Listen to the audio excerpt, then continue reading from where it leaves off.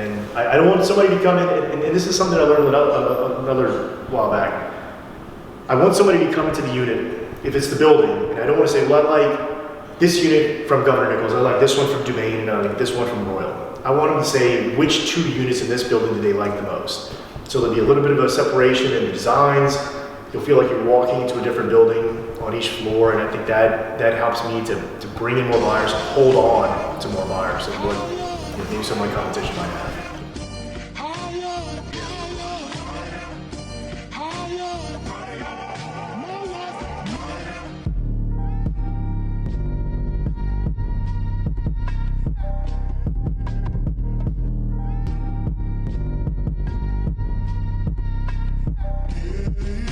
And what's your name? Brennan Fournerat. I'm a real estate developer in New Orleans, Louisiana. I've been doing this for roughly 17 years now. And where are you from?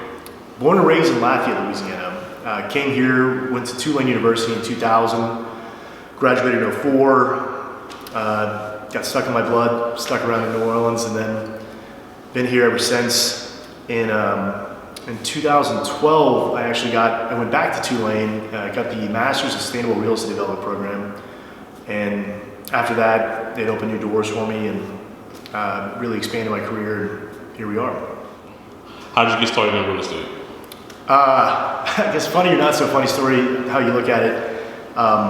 Katrina hit, and I was living in Broadmoor at the time. A lot of the homes around there, people started selling them, putting them on the market, and for steals. We'll never see those prices again. But a lot of them were raised basement homes. The upstairs was perfectly intact, the downstairs was destroyed. So went in, bought my first home on State Street Drive, fixed it up, sold it, and made a pretty good amount of money off it. And then from there, I started buying more duplexes and fourplexes and fixing them up. Some of them I'd live in, some we'd move, and just kind of went from there.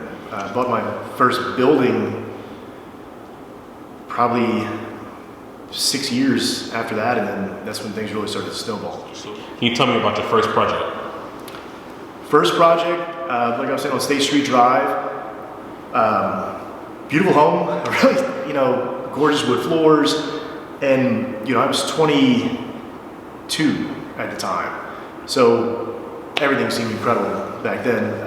Went into the project, lived in the upstairs, did some minor renovations here and there, and redid the downstairs. Had tenants come in, had some of my old college buddies living with me upstairs, and all of a sudden I started seeing, not only am I living here for free, I'm cash flowing, I have a significant amount of equity in the project, there's something to this. And then saw an opportunity to buy my second one, literally across the street, picked that one up, picked up more on Fontainebleau, Palmer, and then I just kept going after that one. So you said you were 22 years old. What really planted that seed? Was it just you being around it, or what? No. Had never been anywhere around development, or when I was younger, I did construction jobs here and there, but nothing like that at all. Really, I didn't like the typical 9 to 5. I really wanted to get out there. I get bored pretty easily, so having something new all the time was appealing to me. And then, to be honest, the ability to turn something that I have pictured in my mind into something tangible, and when all the parts come together, the beginning of the project is extremely exciting, the middle of the project is a bit tedious, and once you see this project come to fruition, it really turns into something special. Do you have a favorite phase of construction? Acquisition, Okay. without a doubt. I still get butterflies in my stomach when I see a project that I just know is going to be something good, and the back and forth, the negotiation aspect, really the negotiation aspect of acquisition. All my friends and colleagues will tell you that's my thing. I really enjoy that. So what pivoted you to jump into more of a commercial from residential? Was it just scale? Yeah, so more and more it seemed like the bigger the property was, it was the same amount of work. Obviously you needed more equity to get into the project. You had to make sure that by then you developed your relationships with the bankers and the architects. Anytime you do a project, you touch so many people going throughout. So once you get a good crew, you become a little more emboldened and you can do bigger projects. But really just on the scale of it it became a lot more simple that you get more bang for your buck. You know, you're still kind of building the same project, but just on a, like I was saying, in a larger way. Gotcha, like that. Sure. So this is the ground floor unit, unit 101 of building 516. This is a studio unit. The everything we made sure to manage to keep exactly the same as it was. The only thing we changed was there was a tile floor that was put on here that didn't fit in with the historical significance. So we put a wood floor in, gave it a gunmetal stain on it, trying to make it look a little more French Quarter-y. And then obviously chandeliers, fire specialists, and we have mini splits in the building, but it's a pretty solid unit that I think this one will be one of the first ones to go after the 2 bedrooms. Great location. Can we talk about the chandeliers? Yeah, believe it or not, these are, I mean, they're not historic by any means, but they fit in here. Everybody that comes through thinks they're original to the unit, but this unit was in pretty bad shape when we picked it up. You know, the layout, there's not much you can do to change things up. It's a small space, but ultimately attractive for what people are looking for in this area. No, definitely. So, did you have any issues? Well, I'm pretty sure you have like a preferred mill shop for your doors and things like that. No, we had to keep all the doors. So besides the interior ones, we had to do the 2 panel units over here, so just a 2/2. The hardware we had to be fairly specific for because of the VCC. Before it was all quick set knobs and things like that, so we had to come in with a black look that would kind of match up the cast iron on the exterior. Oh, wow. But the main thing really to do with these kind of buildings is like, you're not going to make it better, but you can make modern amenities inside of a historic spot. You know, a lot of my competition around these neighborhoods, stuff has been redone since the 90s. And so you have, you know, Formica countertops, you have white appliances that are rusting. You don't have any of the modern conveniences that people are really growing to expect. That's what I tried to add to this. But also keep the historic significance, because that's 100% people from out of town. They have a picture of New Orleans in their mind, and they want that to become a real outlet. Yeah. We had a designer that picked up a lot of this stuff that made a pretty big difference on layout. And we mixed it up from unit to unit. So what do you say, hey, I need to save on this? And what do you say, hey, I want to splurge on this? I mean, really, I learned a long time ago that all the corners you cut are going to come back to get you. So I really don't cut corners on anything anymore. I personally think the most valuable stuff is on the inside of the sheetrock. Buyers, on the other hand, are sheetrock out kind of people. They want to see, you know, what type of marbles in the bathroom, what type of, you know, appliances do we have over here, the chandeliers, are they fitting for the area? You really can't cut corners anymore because the competition is unreal. So you have to have something that really separates you from the rest. And I don't want somebody to come in, and this is something I learned another while back. I want somebody to come into the unit, if it's the building, and I don't want to say, well, I like this unit from Governor Nichols, I like this one from Dumaine, and I like this one from Royal. I want them to say which 2 units in this building do they like the most. So there'll be a little bit of a separation in the designs. You'll feel like you're walking into a different building on each floor, and I think that helps me to bring in more buyers and hold on to more buyers than what, you know, maybe some of my competition might have. So it's a studio, so it's pretty easy. You know, we switch things up with the doorknobs. The knobs and pulls, and put a champagne gold faucet just to kind of, again, make it feel a little more fanciful and give yourself that more New Orleans feel. I didn't want to come in here and just put builder grade everything. And, you know, but each one has, you know, there's a little fireplace here. There's a courtyard that's on the outside. I mean, these bevel chandeliers that lead to the courtyard, and, you know, trying to make things, you know, feel right at home for what people are going to expect. Do you GC your own projects? I used to. Originally, it was significantly cheaper to get in the project yourself, sub out, you know, find your plumbers, find your electricians. But, you know, going back to scale, it becomes untenable to actually GC multiple projects at the same time. No matter what, you're going to drop the ball somewhere along the line. You know, GCs will change occasionally, but, you know, in this project in the French Quarter, Garrison Builders is who I use for that. They're more suited to French Quarter projects. It was a no-brainer to pull them out here, but, you know, having somebody on site, if I'm, you know, in Algers Point, or I'm, you know, in here in the French Quarter, if I'm uptown, if, other sites, it doesn't make sense to save the money that you would on the GC fees, but then for the project to last longer, your carrying cost and your mistakes along the way, things like that are eventually going to catch up with you. And plus the peace of mind, being able to go out of town with my family, go on vacation, things like that. And once you have a good enough relationship, you don't have to worry about the project, or that second I walk out the door, everybody goes home. So, as you get bigger, I think it becomes more mandatory. Gotcha. So did something happen? Because it's really hard to walk away from that cost you're saving from, GC and your own projects. So was it just the scale, the potential, or was it just like, hey, I gotta stop? It changes your mindset. Again, in the acquisition phase, you want to build in what the GC fee is going to be. You want to build in at least a 15% contingency. And if the project doesn't work based on those numbers, you're going to have issues along the way anyway. So you really have to make sure that once you get into the project, you've calculated all that in there, you've calculated extra carrying costs, you've calculated prices, insurance, all those are going to happen. If you have this pie in the sky aspiration of what your project's going to be, and you're hoping that it turns out well, all your money is made and lost at acquisition. So once you have a good pro forma, a good model, you can put everything together, you truly get a picture of what it's going to come out to. I think that's how things really come together. What kind of student were you in high school? Were you an A student, C student? No, I was an A student. Okay. Yeah, I had tons of friends and I played sports and everything, but I didn't mess around with that. My mom was on me, so that was something that had to happen. Plus, I don't know if this is as interesting, but I had more meager upbringing. So, I knew right off the bat that if I didn't get a scholarship, it was going to be almost impossible to go to college. And so I really wanted to go to Tulane. And Tulane was not and is still currently not very cheap. So the only way I knew I was getting out there was if I had a full ride. So speaking of Tulane, can you just elaborate on, just talk about the master's degree program?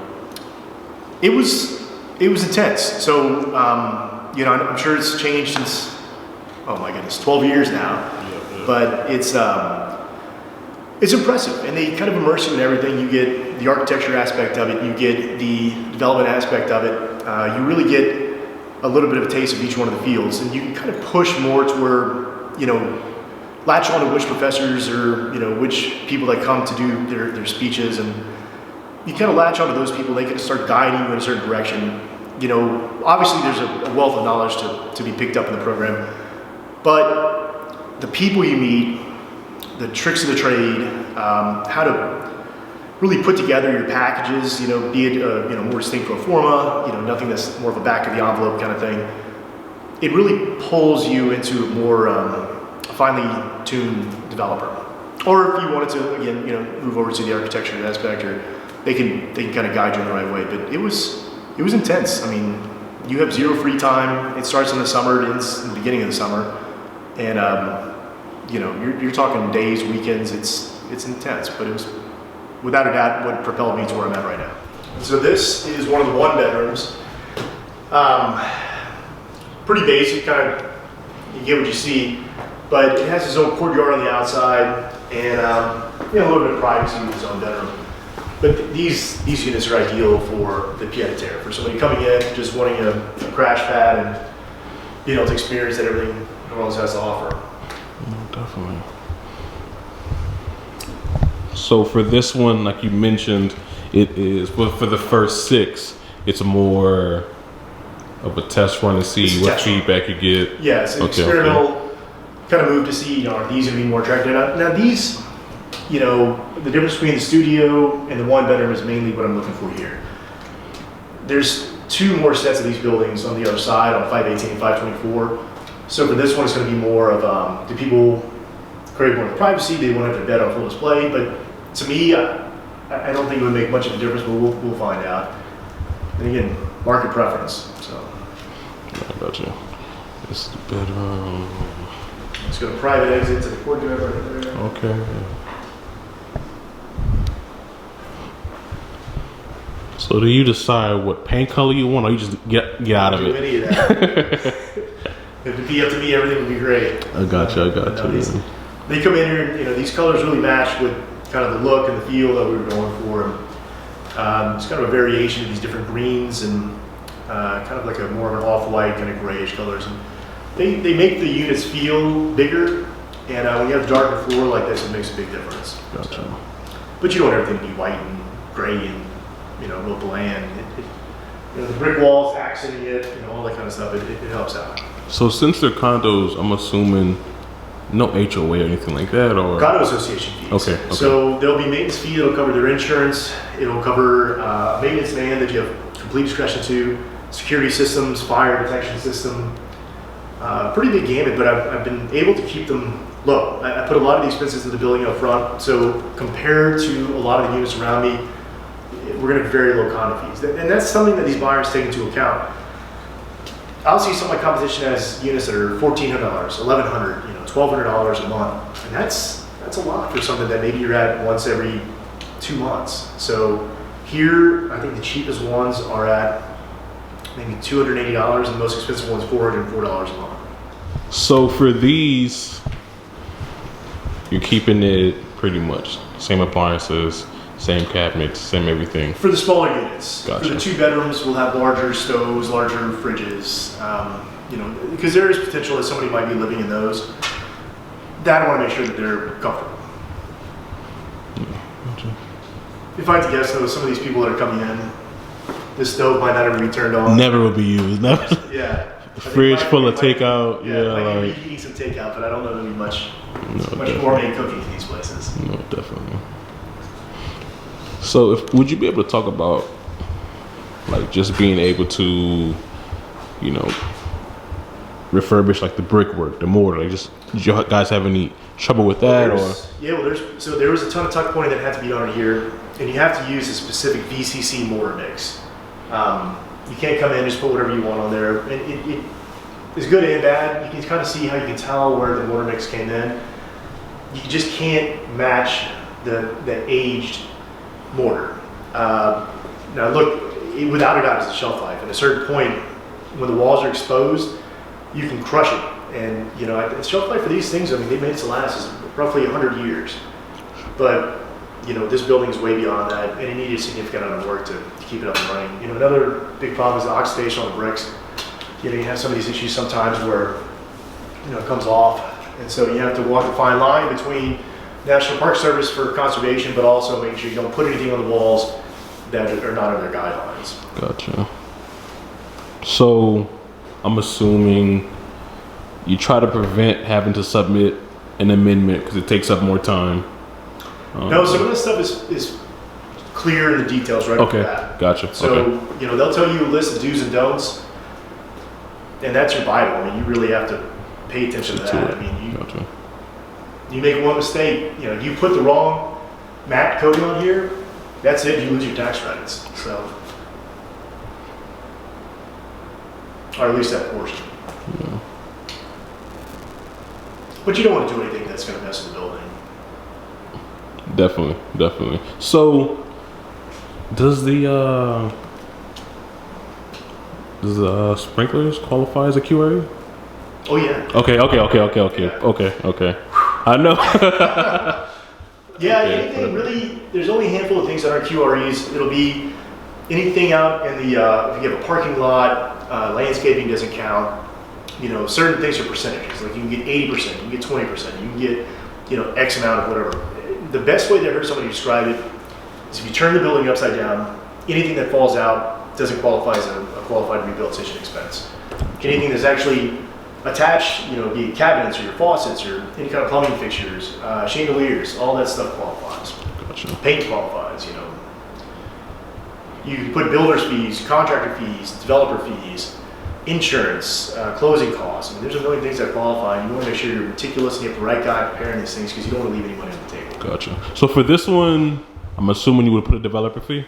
Oh yeah. So do your percentages, you like to keep it per deal, or is it like a 15% across the board is what they'll max out for you. Gotcha. Typically you defer them, and then either through rentals or through the sales you can reacquire your developer fee, and so you have to notate it on taxes and everything, make sure everything's legit. Gotcha.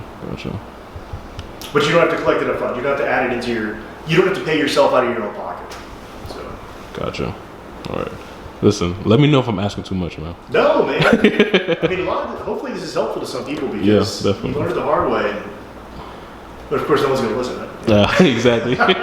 So did you work for Iberia Bank prior or post-graduation? Post-graduation. Okay. So I got picked up as their VP of Asset Management. And so it was controlling everything from Lake Charles all the way through really the panhandle of Florida.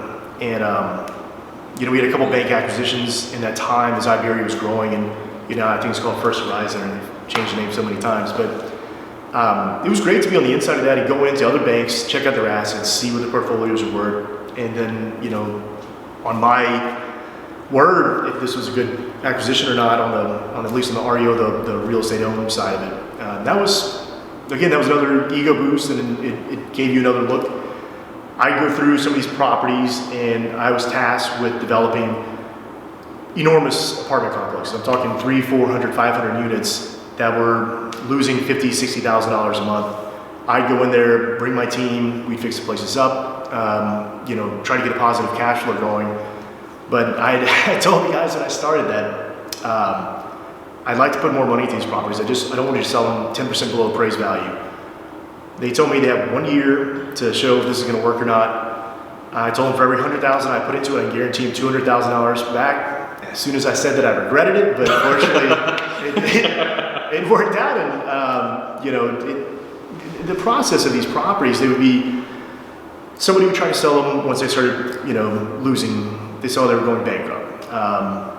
Then they would try to put money into them. It wouldn't work. They tried to sell them. Wouldn't work. It'd go through the banks, through the auctions, nobody would buy them. So the thought of somebody just coming in now that I'm a different person managing with a different realtor buying it was insane to me. These projects would sit and sit and sit. So when I came and started putting money into the bank's money, it was a lot easier to play with somebody else's money than it is yours. But I started doing that, and then it started to pay off. But I also had projects on the side, and when it became more lucrative for me to do my side projects, I saw I was making more money than just my salary. It didn't make sense to stay there. Great business, great banking system, but again, behind it on a desk, it just wasn't for me. So what really propelled you to make that jump to be your own boss? Was it just it didn't make any sense? Were you making too much money, or you just outgrew it? I outgrew it 100%. Some of the people around you, my bosses in particular, were in Bradenton and Sarasota, Florida. So I didn't have a ton of direction in the office. I'd see these guys maybe once every 3 or 4 months. I was feeling like I was on my own already. And again, a salary that was, it was fine. But I made 3 times that on the sale of the property. It was a no-brainer for me. So. No, definitely. But that was a huge benefit because did you kind of understand how the banks operate and how they think about things? Without a doubt. Okay. When I could see what they were looking at from the outside in, you could see how risk averse they were to certain projects, and it really gave me an idea of how to present things to the banks in a more appealing fashion and not just say, hey, look, I'm going to buy this for $1 million and I'm going to get $1.3 million back. And they don't believe in that kind of stuff. You want to show market, like comparative market analysis. You want to show your bank statements. You want to show previous success on projects. But then once you get more and more, one guy that is invaluable to me is Rodney Crosby. He's now at Planters Bank, but I've been working with him for about 14 years. And again, once you develop those relationships, they have full trust that you're going to go over there and do what you say you're going to do. I'm not going to run off of the bank's money and make a fool out of myself. And it becomes, and I will say the thing that's most valuable to me would be relationships, within the development community, which is far-reaching. Yeah, and extremely small in this market, right? Oh yeah. Especially in the city, man. If you screw up over here, everybody knows real fast. So it's not a good idea for a city as small as New Orleans to screw up. Definitely. And just to circle back to the Tulane grad program one more time, what was a huge takeaway, or one thing that you learned from the program? There was this one professor, and he would tell us this. It was a combination of the business school, the MBA program, and the MSRD program. And he would say that at the end of the class, he would tell us how he went bankrupt off of $100 million on a project, and how he would fly back and forth on his helicopter to and from these projects just to get lunch and things like that. And I don't know, I didn't obviously think that sounded great, but it just emboldened you to think that, you know, these things are possible. You know, you can really develop a portfolio, you can really push to the next level, and it's not, you know, it doesn't have to be, you know, dream. These things can be turned into reality. So really seeing some of these guys that had tremendous success, that were taking the time to come speak to us, you know, we started thinking that we had what it took to make these things happen. And a lot of my colleagues are doing fantastic right now, and, you know, they're all over the nation and all over the world. So. No, definitely. Because I was part of the program in 2020, and that's really how we met. I would say one of the biggest things for me was like the alumni, the teachers actually being in the field. All the resources. Yep, the resources. Yep, definitely, Huge. definitely. You know, huge. Let's see. Because the stuff a lot of the stuff you can pick up. You know, a lot of the stuff is book learning, obviously, but getting the genuine experience from these guys and seeing not just their successes but their failures. I'm a strong believer, and I mean, every time I get burned, I know not to touch it again, and that'll mold you into the type of, not just developer, the type of person that you're willing to push and how risky you want to be. And I know with age and family and stuff, I know there's times when my wife wasn't very happy with some of my business choices, and, you know, we'd have like $87 on our bank account, and we're about to sell some stuff, and I was like, just a little bit longer. That's when we got it. When you went from working for Iberia Bank to being your full boss, like you mentioned, it's a different ball game when you're dealing with your own money and it's terrifying. Your own reputation. So it's like, how was that for you during that first goal when you were fully? It was so I had been leaning on it a bit, you know, as I was working. So it wasn't like a full dive, but, you know, I had a couple projects that were still in the mix. Started getting a better reputation around the city, starting to get to know more people. But no, it was scary, you know, going out there, and, you know, now I'm on my own health insurance. I don't exactly have sick or vacation days. And it's your own money that once you start these projects, you're in. There's no, you know, reset button. You can't say like, well, let's try this from a different angle. Once you start and you're moving along, there's a certain point where it's a point of no return. And the money that you put into a project, people are going to look at that as like, oh, well, he has the wiring and he has the mechanical and he has the plumbing put in. The walls just aren't put on it. A lot of these guys might not trust your craftsmanship. They're going to come in there and they're going to gouge you because they know you're in trouble if you're having to sell a project halfway through. So I mean, I had to make sure, kept in mind all those facets. But yeah, I mean, I would say once it becomes second nature, it becomes like a well-oiled machine, but it never does. There's so many variables. There's so many competing market factors that change everything. You know, obviously changes in economy, changes in politics, you know, tax credits, you know, if they're available in certain areas, the maps are constantly changing of what's available where. So all those things that keep you on your toes, but as long as you are truly, you know, really, you know, infatuated with development, you like all things, and you start to live, sleep, and breathe it, it becomes a little bit easier. Have you ever had to challenge an appraisal? Oh yeah, no, that happens almost every single time. You know, they go through so many departments, because it's not just the appraisal. Then you'll have the underwriters. You'll have somebody that, you know, and I learned this through Iberia. You'll have people that check the appraisals and the appraisers, and maybe they have a second thought on it. So you can tell them all the things you want, and it still might change what you're doing. And you need a certain number to move these projects. If you don't get it, then you're not going to get as much money from the bank. You're going to have, you know, higher expectation of your contractors to be able to tighten these things up. But, you know, as good as contractors are, to a degree, they're not going to actively try to save you money. They're going to do their job and they're going to get things done. But no, appraisals I mean, I don't want to say I hate them, but it's tough, you know, because again, like, sometimes I feel like I know the true worth of a property. I know what it can turn into, and sometimes I feel like appraisers, you know, they don't really have any skin in the game. So for them, it's just a job. And so I think sometimes that can be difficult. Gotcha. And I don't want to make any appraisers angry out there. But, So could you just elaborate on your due diligence period? Well, that actually, I feel like due diligence, and I'm not sure if everybody feels the same way. I feel like that can be an asset. This building in particular, very, very, very hot property. But when I came into it, I told them, like, no inspections, close in 45 days. I'll get my bank to send over a letter of intent and everything that shows that I'm able to do it. That can change things, because for me, once you have the property under contract, then you can kind of start dealing with minutia. So if you want to, say, get the price down, it doesn't necessarily have to be an inspection that can, help take the price down. You can also do that by saying, well, look, we found these, this gigantic list of violations from the VCC, which in this case it did. And, this place was an active apartment complex, but I'm telling you, $125,000 worth of violations that we weren't informed about until about 6 days before the closing. Oh, wow. That became a bargaining chip. You know what I mean? Looking at the comparative market analysis of the properties around here, looking at this particular area being Governor Nichols, it's what they call Celebrity Row, and it's more of a neighborhoody aspect of it. And so all those parts together, I could kind of put a better picture through on the due diligence aspect of it, that this one's going to be a success.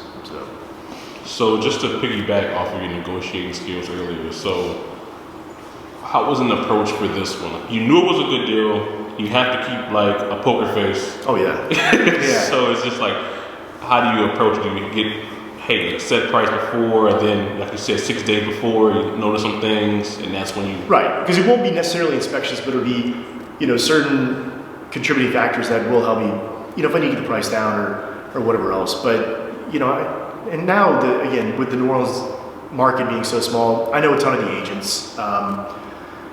With the commercial aspects of it, I've dealt with, all the biggies and all the guys that really handle these projects before. So I think everybody knows everybody else's reputation going into these things. And as long as you play it cordially and you're not trying to pull fast on anybody, I think everybody kind of understands the name of the game.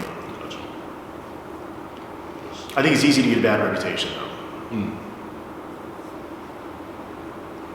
Easily, right? Yeah. One project, It changed everything. Yeah. I'm not going to be building a Hard Rock anytime soon, you know what I mean? So do you have a preferred LTC or loan to cost when financing?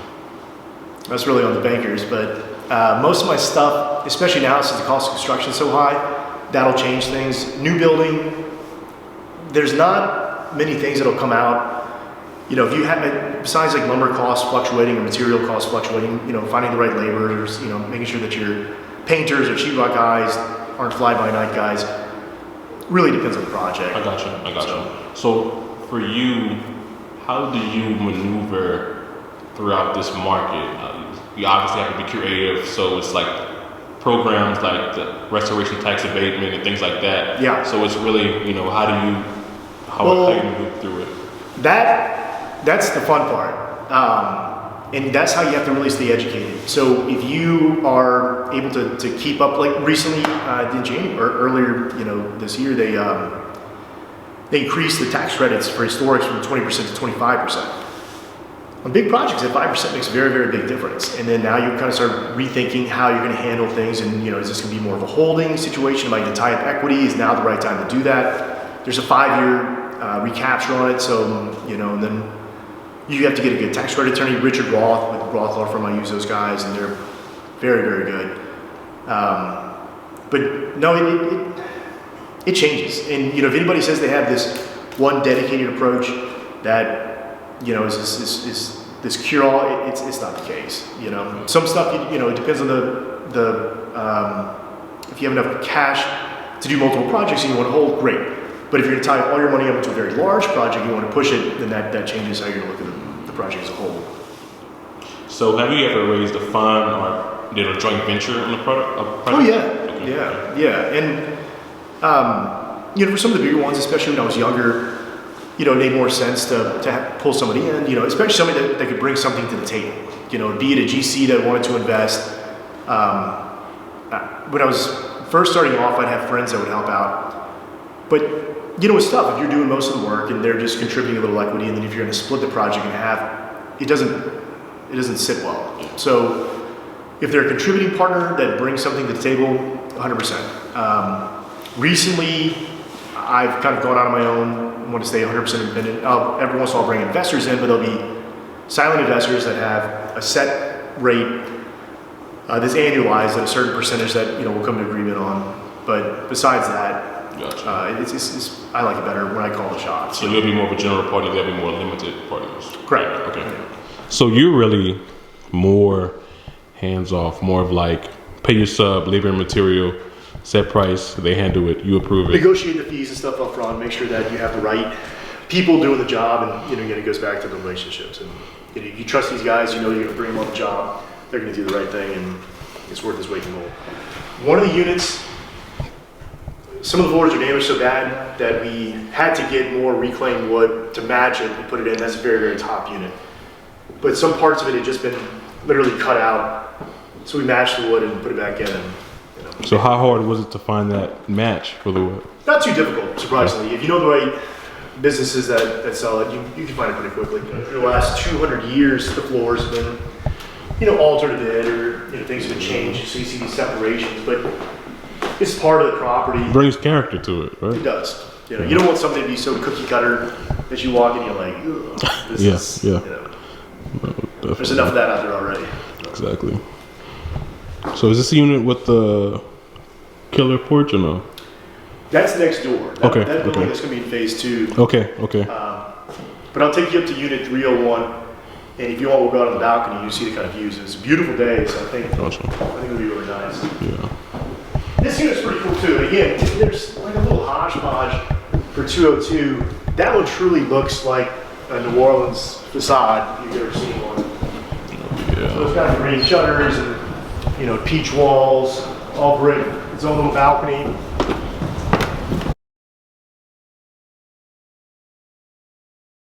Yeah, this is it. Yeah. So this one I like as well. As far as studios go, I think this is an attractive studio.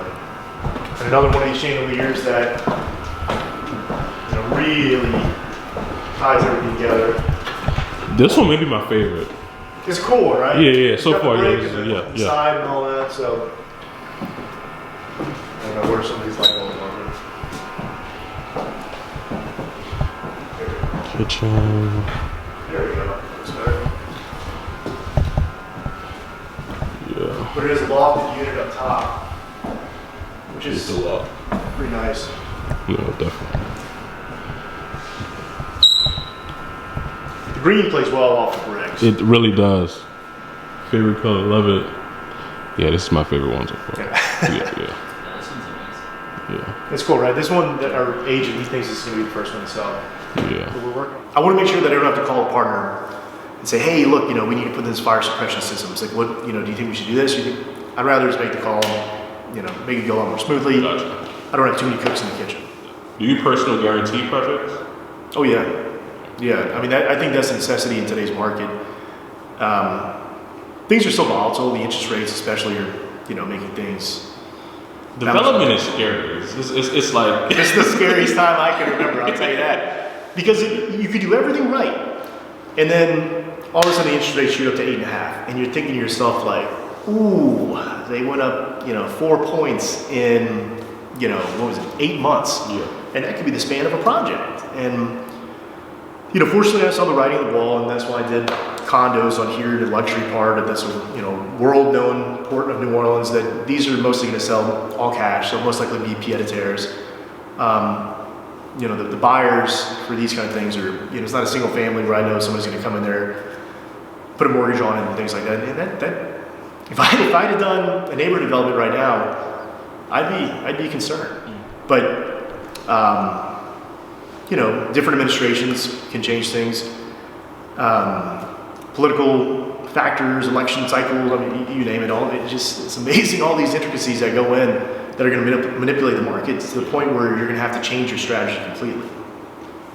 So, as a real estate developer, when it comes to politics, is it mandatory to choose a side, or can you be neutral? It's especially in New Orleans, it's so small. It's like somebody asked me this like 3 days ago, and they said, "Well, what side do you lean more towards?" I said, "I'm a profitarian." It's like, love it. whichever side is going to be more advantageous to me. Yeah.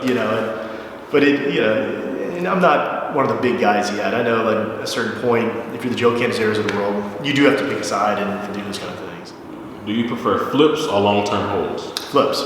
It's just more exciting, and sometimes I'll marry the two together to have a little bit of both, but I'll get property management to handle it. I don't really like dealing with tenants myself.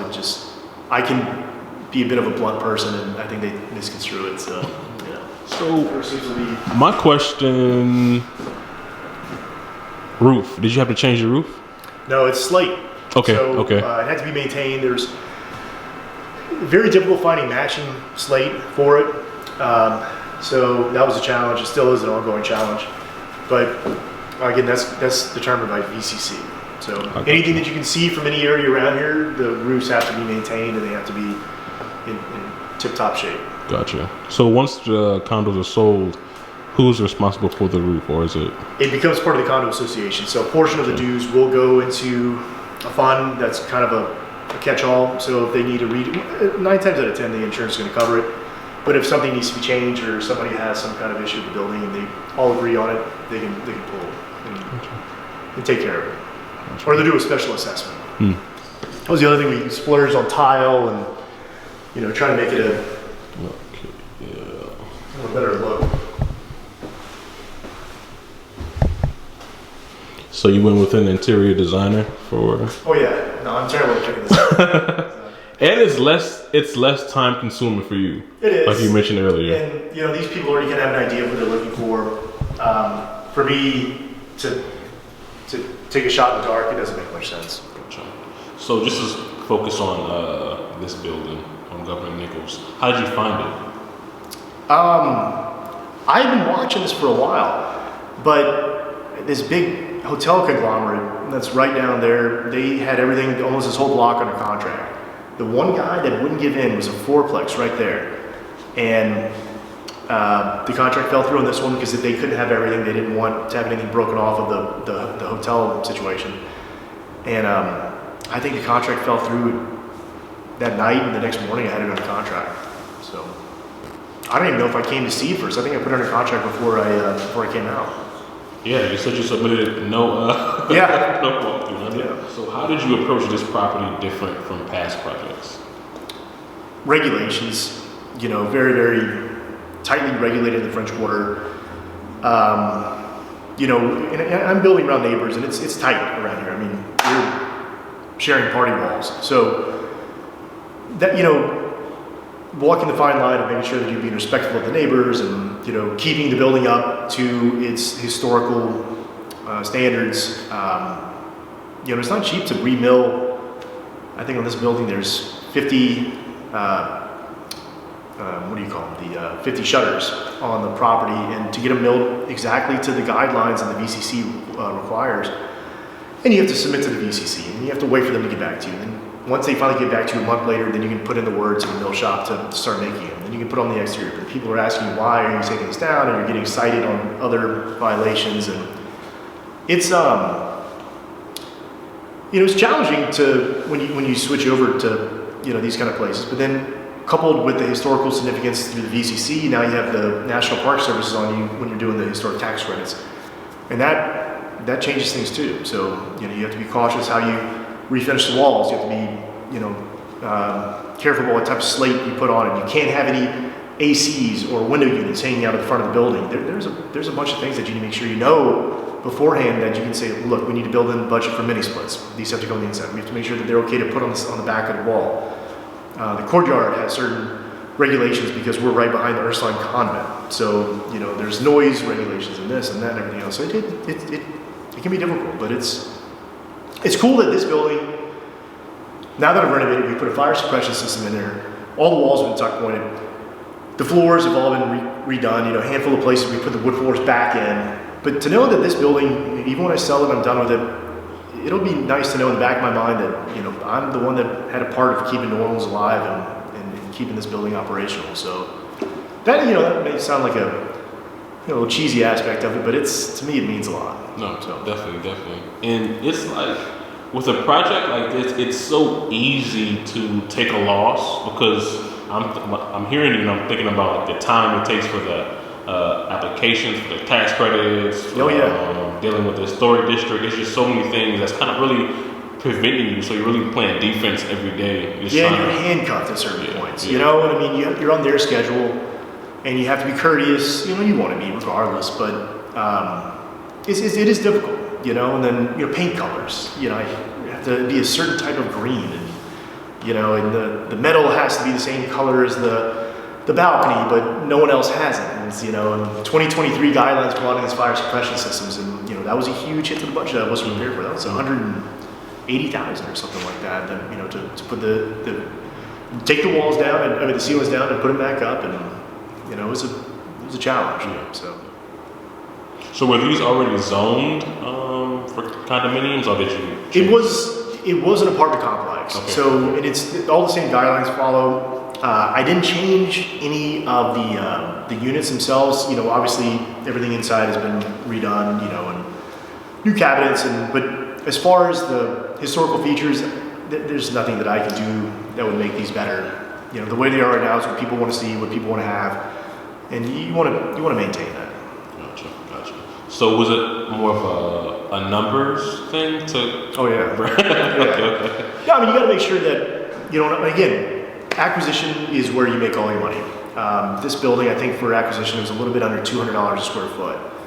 So then you put about 150 or so per square foot into it, but the going rate in the quarter is around $550 to $600 a square foot. So you have a lot of wiggle room there. And then since I was to get the VCC violations completed, I had to do a lot of the work on the front end. So the exterior, the brickwork, painting, gutters, all that kind of stuff, I had to do that in the first phase. So the second phase is going to be a lot smoother. All the VCC violations have been corrected. They know what I'm going to do on the remainder of the project. So things will move a lot smoother on the second phase, which is, that alone is a relief. So were you expecting to have to do that work in the first phase, or no? No. It was halfway through that I found that I had to put the fire suppression system in. And worse than that is that we had to pull down the ceilings, and it's an old building, so the joists aren't exactly 16 inches apart. So we had to go in and put, some 2x4s and 2x12s to make it a little more uniform, then close the walls in, and since there is a bit of a space in between, we had to come back and put blow-in insulation that's fire retardant. All these kind of things, and they'll slow you down because you can't finish the floors. You can't put the appliances in because they might get scratched by the guys doing stuff up top. You can't put in the chandeliers until all the fire suppression system's in. And so these guys don't move, then everybody else stops. And some of these guys are going to go somewhere else, and it's going to be difficult to pull them back in. So you're at the mercy of multiple other parties, and that, I would say, is probably the most frustrating part of this business, hands down. You know when your next bill is coming from the bank for your carrying cost. You know when the market is changing. You don't want to be, right now it's not the best time for selling properties because of Mardi Gras coming up. And so the closer you get to that, you're like, well, I'm about to lose a week. I'm about to lose 2 weeks. And then, it's unpleasant. So was that the decision to basically construct them and renovate them in different phases? So the first phase was 4 to 5 units? 6 units. 6 units, gotcha. First phase is 6 units. The main part of the first phase was to see what people were more attracted to. This phase, there's a mix of 2 bedrooms, 1 bedrooms, and a few studios. So, like I assumed, the 2 bedrooms are the ones moving quicker. But to be honest, the realtors all thought the studios would go quickly because you can pick a property up, you can live in it, you can use it as a vacation home, and you don't have to worry about a hotel, which, New Orleans, I mean, you're 99% occupancy for most events. Yeah.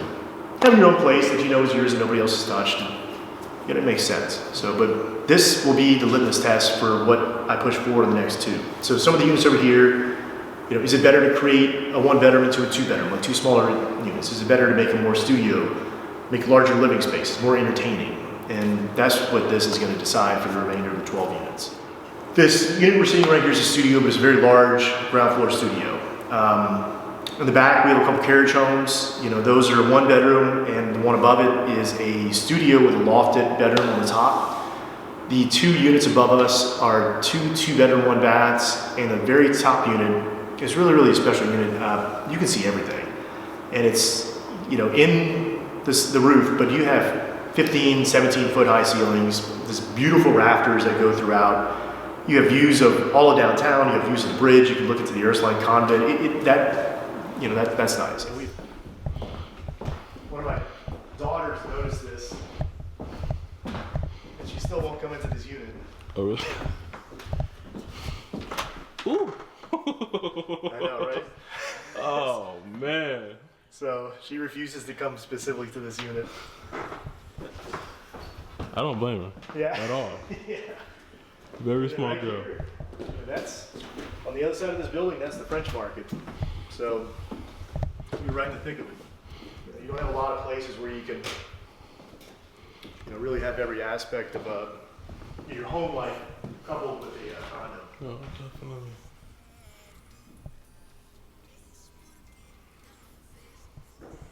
It's designed really well.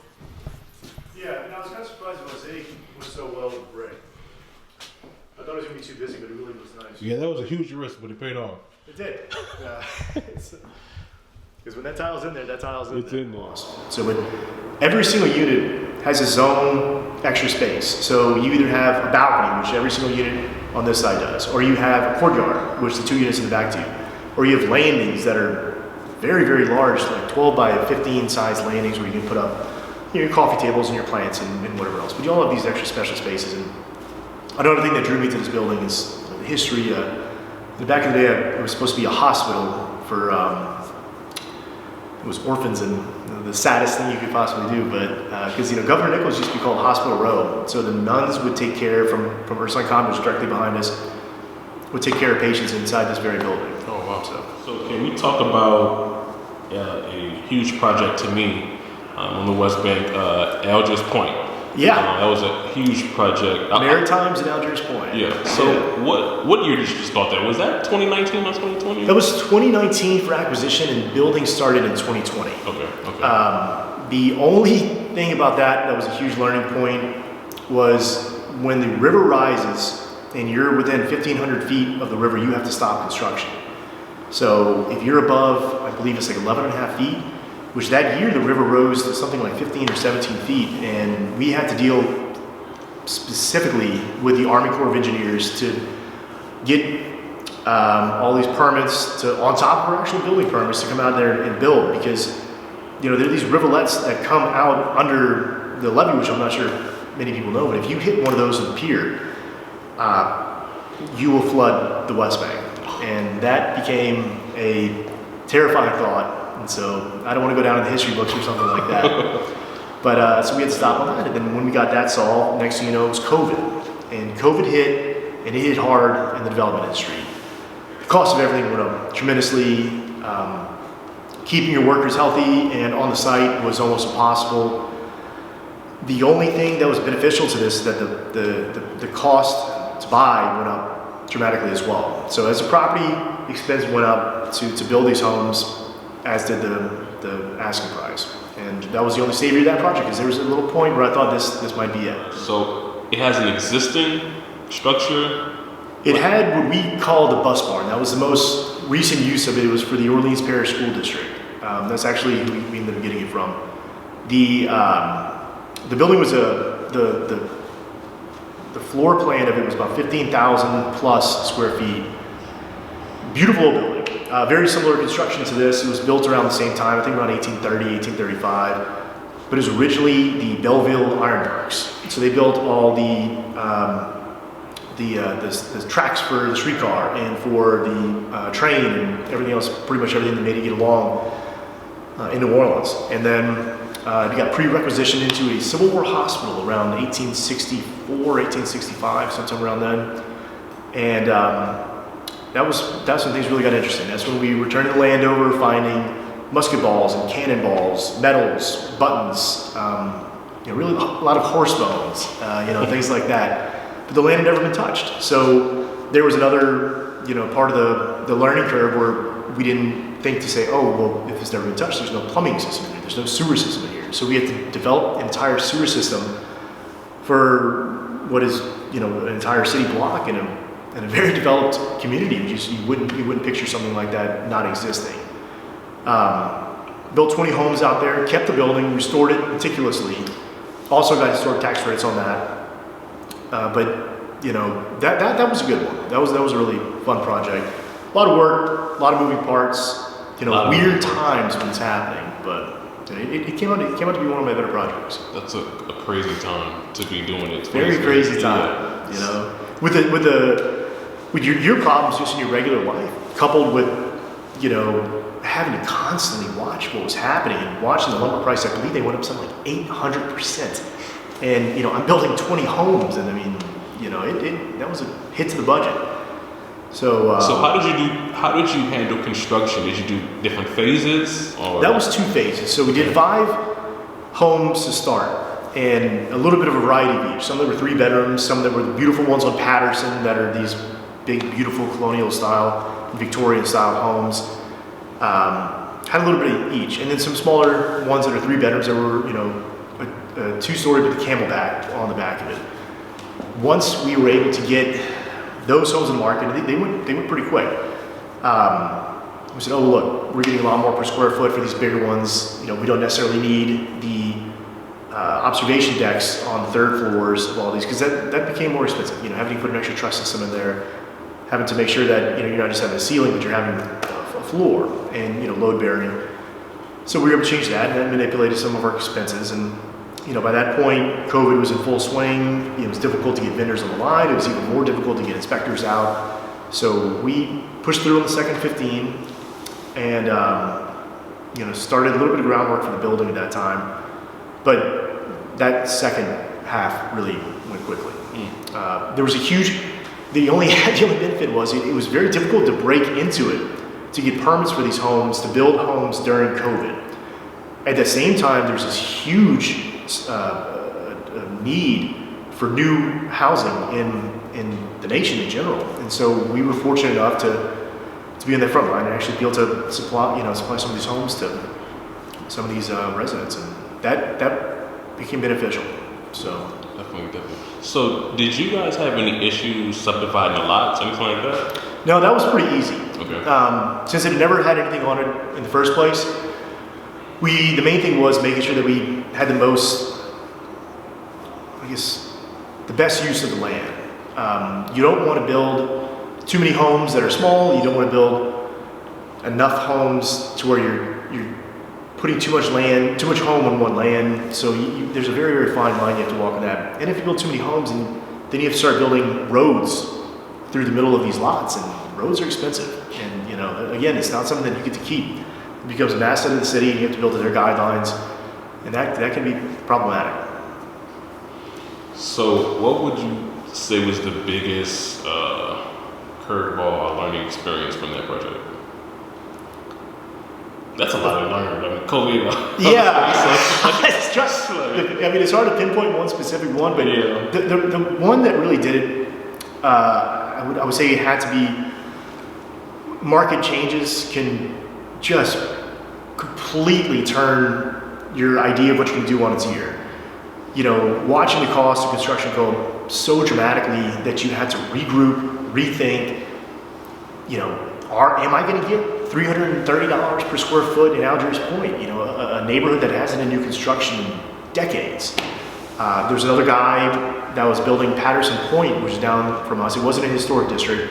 It wasn't as close to, you know, what really is a garden district feel in Algers Point. You know, it wasn't in that. And that was another thing we had to make sure that we built. You know, it was neighborhood development, but it was more infill. You don't want people to drive by and think, you know, what joker built these homes in this area. You want to make sure it still feels like it fits in the neighborhood. You know, New Orleans especially, people are very specific about their neighborhoods, and you got to make sure you walk those fine lines so where you're going to do a good project, but you want to make sure you appease the neighborhood. So just thinking about you doing different phases and with COVID and high prices, did you have any issues with like your general contractor, or did you guys already have a set price, or did that have to be renegotiated? They had to be renegotiated without a doubt. But in this case, was one of the times I brought on a partner who was the GC of the project, and we're still good friends. You know, great guy, Bo Pennington.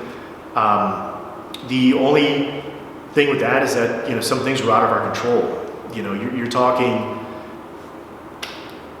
who would expect lumber prices to go up by 800%? Who would expect it to be almost impossible to find insulation? You know, who would think that during that time we had 2 hurricanes that also came by, Ida and Zeta? I forgot about that. You know, yeah, I mean, that project had, I don't know what else could have happened. I mean, I joked around with somebody and said, well, there could have been a plague in it. Well, there was, you know, COVID came through. So, I mean, there's not much more that could have happened on that. But again, you know, I try to take these things as lessons. And, you know, once it's happened to you once before, now you have an emergency action plan of what to do and how to react. And, you know, nobody knew what was going on back then. It was a really scary time. And, you know, hindsight's 2020 when it comes to a lot of this stuff. But, you know, here we are now, and everybody's stronger and, you know, more resilient for it having happened. So definitely, I feel like I've been hearing that this project is a piece of cake compared to. Oh man, this is nothing. So, yeah, give me 10 more like this. So if you lost everything today or tomorrow, what would be the first step to building everything back?